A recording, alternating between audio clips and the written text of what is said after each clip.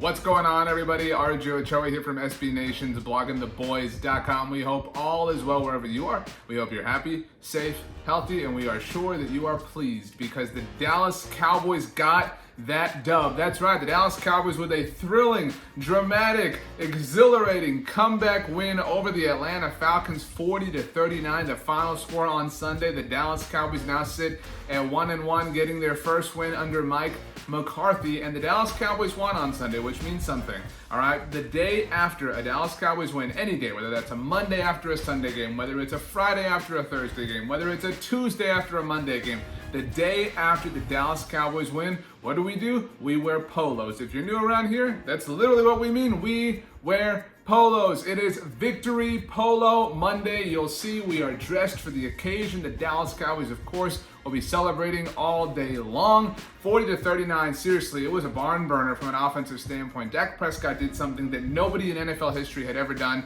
Not only did he carry the Dallas Cowboys throughout the duration of this game, Dak Prescott, the first player in NFL history to throw for over 400 yards and have 3 rushing touchdowns in the same game. Pay this man, quarterback one, franchise quarterback, whatever you want to call him. Dak Prescott is it.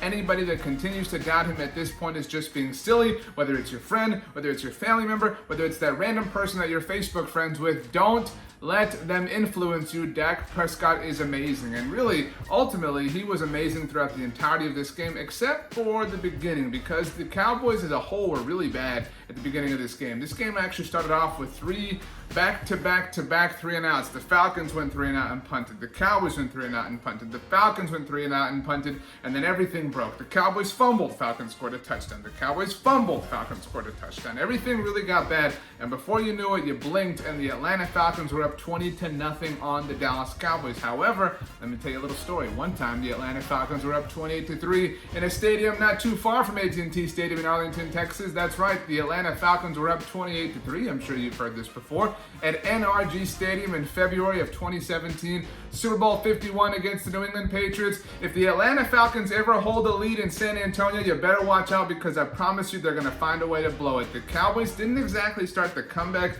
right from the 20-0 point, but they really at least started to change the things they were doing. What was hurting the Cowboys early on in this game was running on first down. Let Dak throw. This isn't 1992 anymore. This is a day and age where throwing the ball is the most efficient way to get things done offensively. It took the Cowboys way too long to realize this. Their most efficient drive last week in the loss against the Los Angeles Rams was their 2-minute drill at the end of the first half. Why was that? I don't know. Maybe because Dak Prescott was allowed to wheel and deal and be free in terms of how he operated offensively. As soon as the Cowboys started to steer into this, it kind of worked out for them. However, defensively, they really only stopped the Falcons because of a few breaks. Julio Jones had a big time drop that didn't even come from Matt Ryan.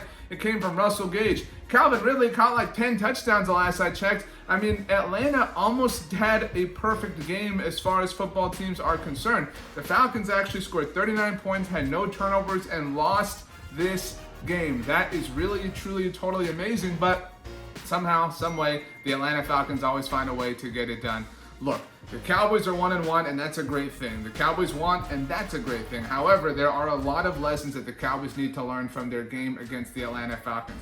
They need to figure out what they're going to do defensively. Jalen Smith is frankly not playing the way I'm sure they would like him to play. The best linebacker on the Cowboys at the moment is Joe Thomas. He came up big in this game. He was all over the place, making big hits. But honestly, the best defender, in my humble opinion, on the Cowboys against the Falcons, and we talked about him after the Rams game, Tristan Hill, second-year man out of Central Florida, really balled out. Had some things that won't show up as much in the box score, but Tristan Hill was an amazing factor for the Cowboys against the Falcons. Everson Griffin did get his first sack as a member of the team, one that actually proved to be quite consequential for Matt Ryan. If you want to draw some parallels between this game and Super Bowl 51, it was kind of like Donta Hightower's fumble that he forced on Matt Ryan in a similar way. Obviously no turnover, but you get the picture. Offensively, you got to let Dak Prescott throw. You got to let this offense flow through him. Ezekiel Elliott is amazing, but the offense moves more fluidly when Dak Prescott is in control. We got to give a big-time shout-out. All right, everybody clap your hands together in your best Jason Garrett impression and give a big-time shout-out to Dalton Schultz. When Blake Jarwin went down with a torn ACL after the Cowboys season-opening game against the Rams, there were a lot of people doubting Dalton Schultz. There were a lot of people saying, sign Delaney Walker, figure it out, trade for so-and-so, trade for David Njoku, who ended up going on the injured reserve anyway. The Cowboys decided not to do any of that, and Dalton Schultz was actually the person with the most targets on the team in terms of Cowboys pass catches, and he really delivered. Caught 9 of 10 targets, caught the only touchdown that Dak Prescott threw. Dak Prescott did have 3 more touchdowns on the ground, as mentioned. One of them a nice RPO, the other 2 nice little quarterback sneaks, but this game ultimately came down to special teams, which were really bad, which is something the Cowboys have to focus on. Tony Pollard, I respect the want, I respect the drive, I respect that you want to bring out every kick and take it all the way to the house, but it's just not going to work all the time. If you catch the ball halfway into the end zone, take a knee, because what you're doing is hurting the team. The field position the Cowboys afforded their offense was not great, whether defensively or on special teams. They have to find a way to make up for those slight little errors because those add up. Ultimately, though, special teams did come in clutch. The Greg Zuerlein onside kick, I have no idea how the Atlanta Falcons are trained to handle that situation, but I know that it is wrong.